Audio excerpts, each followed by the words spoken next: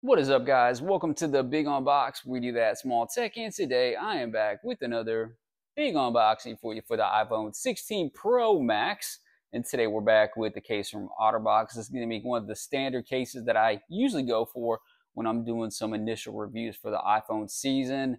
This is going to be the Symmetry series in clear, and it comes in a few different color options. When I say clear, when I say the color options, usually it's going to be a change of the actual color on the MagSafe, but I think this one's going to be silver. But we're going to check it out to see if it's a hit or miss for your brand new 16 Pro Max Big Boy Edition. Let's go and check this one out. So $59.99, which is expensive. The competition, though, is the official Apple clear case, and I did this review for the 16. And like I said, I don't know. We'll do a kind of a comparison, and I'll let you know my thoughts on this one. I mean, it's a big boy phone as it is, but just keep in mind, it's one of those things. I like full edge protection.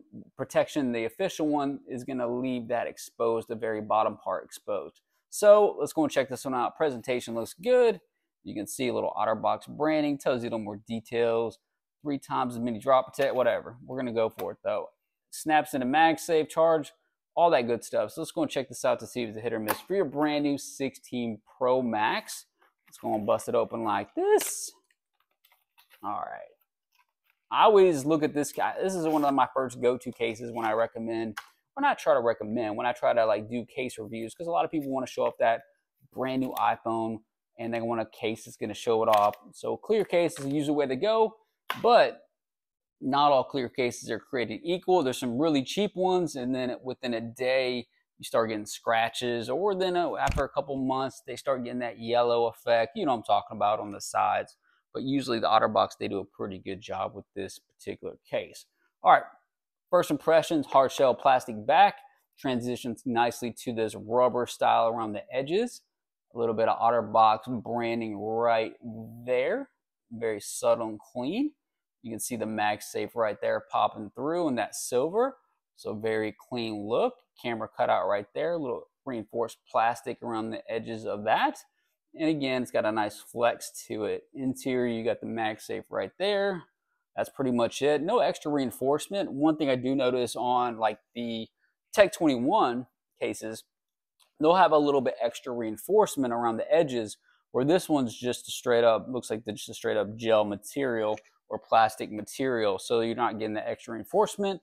And usually Tech 21 does broadcast how many feet drop protection. I don't see this one on there. Just as 3 times as many drops as military standards. I don't really see anything else on there in terms of drop protection. But overall, nice case. And one thing I did notice right out of the gate is this cutout right here. Obviously, it's the new button. And they left this part exposed. So it does feel very funny. And it feels a little bit sharp around the edges right there. So if I'm putting my hand just right out, I'm going to put obviously we're going to stick it in. That's what she said. Terrible joke. Let's roll with it. But that part right there is a little bit sharp, and it just doesn't feel right on the hands. It feels a little bit unnatural to the touch. So it could feel better once we put the case on the actual phone itself, but that's just my first impression. So overall, good build quality. I'm kind of curious about this though. This could be a deal breaker in terms of getting that overall just very, sturdy, nice, pleasant to the touch, which the official one, they do have that. They got the right there, that cutout right there. So it's an extra reinforced little, you can see, button that they implemented in the actual case itself. They might have just cheaped out on this a little bit because that's going to be costing you a little more money with the buttons. And I probably wish they would have done it that way. But oh well. Let's go and slap it in a place like this. Let's see if it's a hit or miss. Nice tight fit. There you go. That's how it's going to look. Again, you can already see, I mean, it's one of those clear cases are great when you first get them, and I always find myself taking them off because that OCD drives me nuts when I'm looking at, and you start seeing little dust, debris inside, and that usually does. So you got to kind of take it out, wipe it down, wipe it down. Overall, though, nice looking case.